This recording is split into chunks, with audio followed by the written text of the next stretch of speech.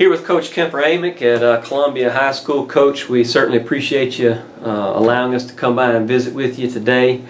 Your team is coming off a big win against Brooklyn Casey High School this past Friday night. Can you speak just a little bit about your team's performance this past Friday and coming away with that win?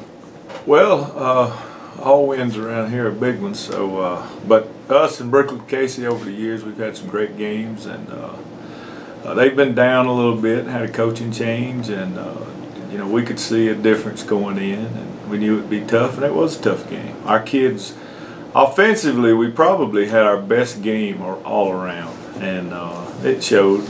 We scored a lot of points, but you know, we still too many penalties, making some simple mistakes, and for the third time this season, a team scored on us the last play of the first half. We had the first half twice, and then the second half, the last play of the game once. So 3 times, you know, we long pass or a long run, and so you know, that was a little disappointing there. We gave a big play at the end of the half. I mean, we had the game under control. I think it was 35-3, and then we gave up a long pass for a touchdown at the end of the half. Coach, you're off to a good start this season. You're 4-0 on the year. You're heading into a game with Wade Hampton's last game before you move into region play.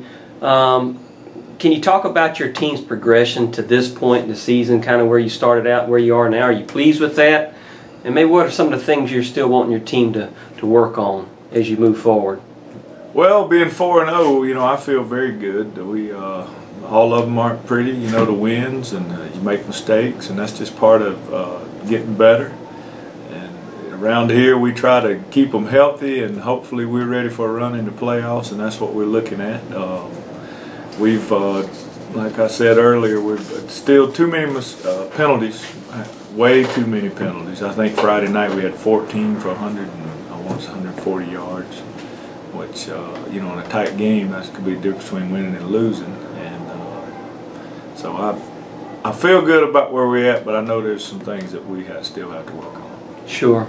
Coach, you know, you practice leading into the season each year, and you've got team leaders in various years that you look to as a head coach coming out of those practices going into the season to kind of be your extension on the field. Those players that you hope your other players would look to on the field as leaders. Can you kind of talk about who those particular players are for you on the offensive side of the ball and the defensive side of the ball this year? Well, it's easy this year. I mean, we have 3 guys that are 4-year players. 2 of them started for 4 years, and the other one played a lot his 9th grade year and started for 3 years. Casey Gladney's a wide receiver who was committed to Alabama, and he's a tremendous player. Nicholas Tyler is the quarterback. He's a 4-year starter, and you know, they're like the guys on the field that everybody's going to look to, and how they're playing is going to make a difference for us. On defense, Justin Muller, he was all-conference free safety, a sophomore, but he's so fast and so aggressive. We moved him to inside linebacker, and he is just a tremendous player, and led us in tackles the last 2 years, and he's on the same path this year. And you know, those 3 guys, it just makes it easy when you have great players that's been with you for that long, and that's just an easy question to answer, and it's, you know, that's who we look to. Sure.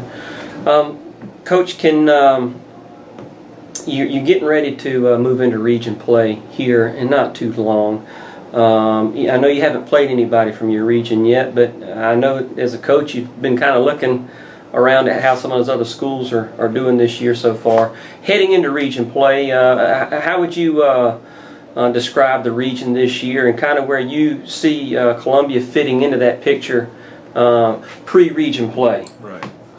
Well, I think it's the same as last year. Strom Thurmond is a team to beat, and they have a tremendous team, and you know, fortunately or unfortunately for us, we played them the first region game, and last year we were fortunate enough to beat them, but then we turned around and lost another game, but we finished 2nd, so or 3rd. We finished 3rd in the region last year, but they are definitely the team to beat, and I think You know, they put a whipping on a good South Aiken team last week, and they just seem to be getting better and better. And, you know, we'll give them our best shot. And then in Batesburg, year in and year out, I think back 30 years, I don't know if they've ever had a losing team. And, you know, Keenan obviously is a lot better. He played with a young squad last year.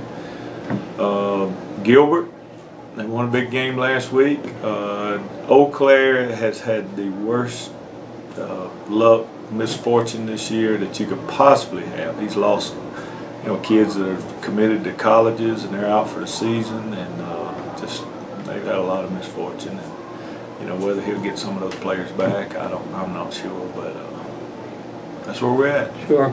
Coach, for those people around the state that might not be familiar with Columbia High School football, can you just describe a little bit your offensive and defensive philosophy, kind of your approach to the game as a head coach, and what they might see if they come to a game? Well, on offense, you know, for years we had 3 guys that rushed for 2,000 yards. They even had an article in the paper, tailback high. We had Mike Davis, Stanley Taylor, Cedric Jeffcoat. We had some tremendous backs, Derek Bradley, who just graduated. You know, we gave them the ball, and we were a running team. Everybody knew they came. You know, we were going to throw the ball when we had to, and we just had such great runners, great offensive line. And but for the last 2 years, we're more spread, throw the ball more, and have great receivers. And so offensively, we've always kind of gone with what was there for us. If we felt like a great running team, that's what we were going to do. And we base out the eye and then run the spread on top of that.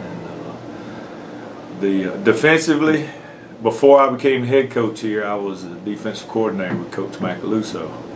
We run the split 8-man front, just like Virginia Tech runs. That's where I go and visit and get everything from them. And we've ran that for 20 years. And I can't see us changing. I love it. It's balanced up. We can put pressure on people. And I think we're a very aggressive team. And I think we're rough, but we don't do anything. You know, I don't think anybody's going to look at us and say we're bad sports or, you know, do anything off the record stuff. Right. Coach, here kind of in closing, I'm going to ask you a little bit about just being a head coach in general. 2 questions. You know, first, what is one of the more difficult things that you have to deal with as a head coach on a regular basis? What seems to be one of those things that seems to be the most challenging for you? And then on the opposite side of that, what's the most fulfilling thing for you as a head coach, being able to work with these young men each year? Well, the most difficult is equipment. Sure.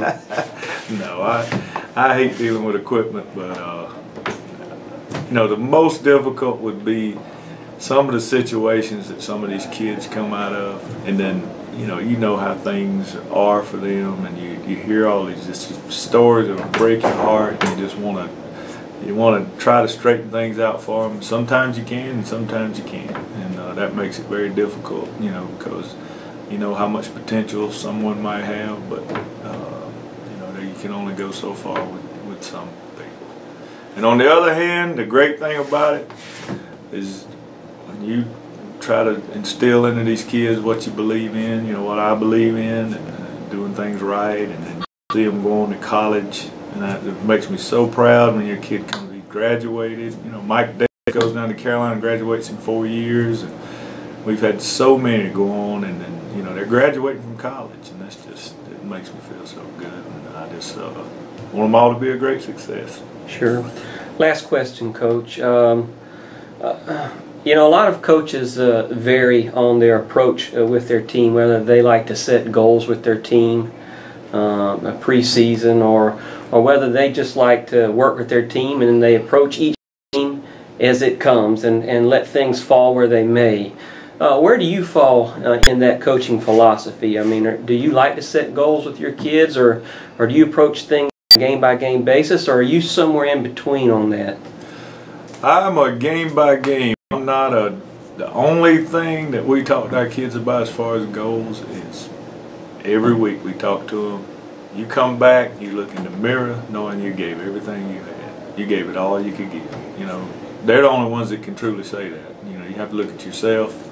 They could do things on the field knowing that they're not doing their best, but they still get by and they're successful. So that's all we ask of them. And we want to get better each game. And when the playoffs roll around, we want to be the best team we can be. Coach, we appreciate you letting us come by today. Best of luck